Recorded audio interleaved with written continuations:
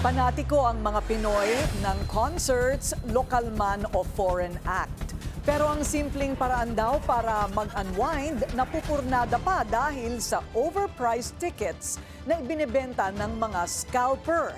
Ano ang aksyon dito ng gobyerno? Alamin sa agenda report ni Hannah T. Ano po ang ginagawa ng DTI tungkol sa napakatagal ng problemang ito na ginagawang negosyo ng mga scalper itong mga fans ng mga concert favorites? Sinaway sa Senado ang paglipanan ng ticket scalpers, lalo na sa nagdaang 2-day Blackpink concert nitong weekend.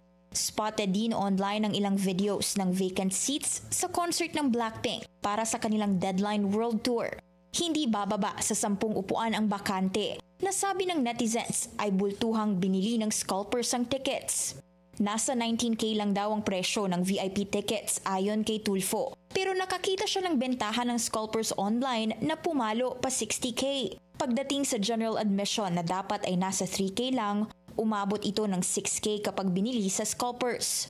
Sagot ng Department of Trade and Industry, hindi pa nila magagawa ng paraan ito dahil customer to customer ang negosasyon ng scalper sa buyers. Hindi raw sila protektado ng Consumer Act. So ang gusto sana ng DTI, tumihingi sila ng tulong natin na pwedeng palawakin itong consumer rights natin ngayon at isama na itong panggogoyo na consumer to consumer. Wala pa ring Anti-Scalping Act sa Pilipinas ngayon. There were attempts in the past to legislate pero nothing has come out of it. Dahil dito, magda-draft na raw si Tulfo ng panukala para rito. Kailangan na rin daw i-track ang pagsasagawa ng bulk accounts ng scalpers para bultuhan silang makabili ng tickets. Inirekomenda sa DTI na makipagpirmahan sa DICT ng Memorandum of Agreement para sa digital surveillance at tracking ng mga ito habang wala pang Anti-Scalping Act na naipapasa.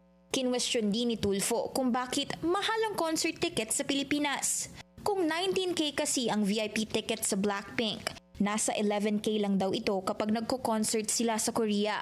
Ang sa K-pop band din na BTS, umabot ng 22K ang ticket. Pero nang mag-concert sila sa Indonesia, nasa 14K lang daw ito. Pagdating naman sa bandang Coldplay, nasa 5K lang daw ang ticket nila sa Korea. Pero pumalo ito pa 15K na mag-concert dito sa Pilipinas. Matter of fact, there are people who told me na mas mura pa kung sila ay pupunta sa ibang bansa, magko-concert yung gusto nilang puntahan na grupo, namasahe na sila, nag-hotel pa sila, mura pa. Tingin ni Marcos, lumulobo ang presyo pagdating sa organizers at ticket sellers. Baka masyadong kumikita ang mga organizer, yung mga concert corporations at pati na rin yung ticketing platforms.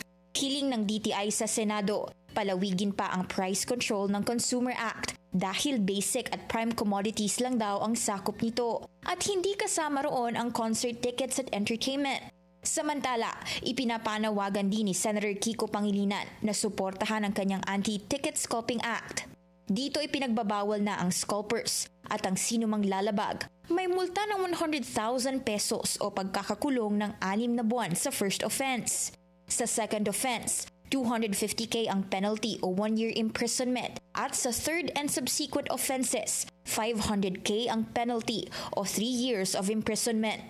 Para sa agenda, Hannah T, Bilyonaryo News Channel. Manatiling nakatutok sa Bilyonaryo News Channel. Sumubaybay sa aming social media accounts at mag-subscribe sa aming YouTube channel para sa mga bago at eksklusibong balita.